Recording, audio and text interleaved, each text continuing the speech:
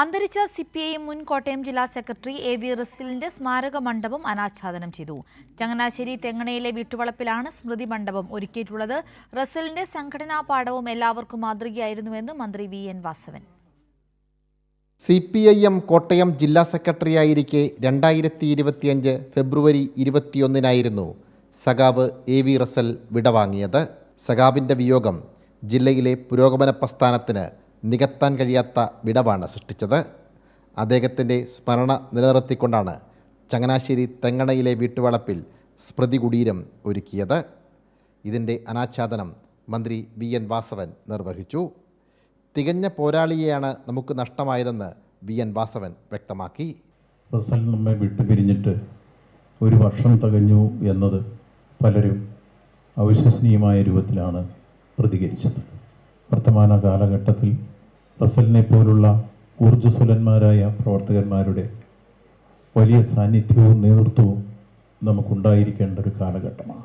റസലിനെ എടുത്തു പറയാൻ കാരണം ഒരാൾ ലീഡറാവുന്നത് ഒഴുക്കിന് അനുകൂലമായി നീന്തുമ്പോഴില്ല. ഏത് പ്രതിസന്ധികളിലും പ്രയാസങ്ങളിലും വെല്ലുവിളികളിലും എല്ലാം സമയത്തതയോടെ സഹിഷ്ണുതയോടെ സമീപനത്തോടെ ആ പ്രശ്നങ്ങളെ സമീപിക്കാൻ കരുത്തും തൻ്റെ ഇടവും കാണിച്ച് മുന്നോട്ട് വരുമ്പോൾ ആ ക്രൈസിസ് മാനേജ്മെൻ്റാണ് ലീഡർഷിപ്പായി ഉയരുന്നത്. ആ ലീഡർഷിപ്പായിരുന്നു സഖാവ് റസൽ. രാഷ്ട്രീയ ജീവിതത്തിൽ ഏറ്റവും പ്രശോഭിക്കുന്ന കാലത്താണ് റസൽ വിട പറഞ്ഞതെന്ന് മുതിർന്ന CPIM നേതാവ് വൈക്കം വിശ്വൻ അനുസ്മരിച്ചു. സ്വന്തം പിതാവ് യുക്തിവാദത്തിൽ താല്പര്യം പ്രകടിപ്പിച്ചിരുന്നയാളെന്ന രീതിയിൽ യുക്തിവാദത്തെയും പുരോഗമന പ്രസ്ഥാനത്തെയും തിരിച്ചറിയാനും ഉൾക്കൊള്ളാനും കഴിയുന്ന രീതിയിൽ സഖാവ് റസൽ ആ പശ്ചാത്തലത്തിൽ നിന്ന് വളർന്നു.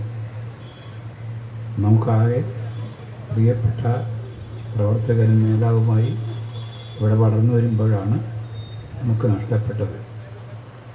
സഖാവിൻ്റെ ഓർമ്മ നിലനിർത്തുന്നതിന് വേണ്ടിയുള്ള സ്മാരകം. അതുകൊണ്ട് തന്നെ എന്നും ഇവിടെ വിപ്ലവ പ്രസ്ഥാനത്തിന് പ്രവർത്തിക്കുന്നവർക്കാകെ ആവേശവും അതുപോലെ പ്രചോദനവുമായിരിക്കും. ജില്ലാ സെക്രട്ടേറിയറ്റ് അംഗം കൃഷ്ണകുമാരി രാജശേഖരൻ അധ്യക്ഷത വഹിച്ച യോഗത്തിൽ ജില്ലാ സെക്രട്ടറി TR രഘുനാഥൻ, സംസ്ഥാന കമ്മിറ്റി അംഗം K Anilkumar, Changanassery MLA João Michael ഉൾപ്പെടെയുള്ളവർ പങ്കെടുത്തു. സാംജിത് ആർപ്പൂക്കരയ്ക്കൊപ്പം സനോജ് സുരേന്ദ്രൻ, കൈരളി ന്യൂസ്, കോട്ടയം.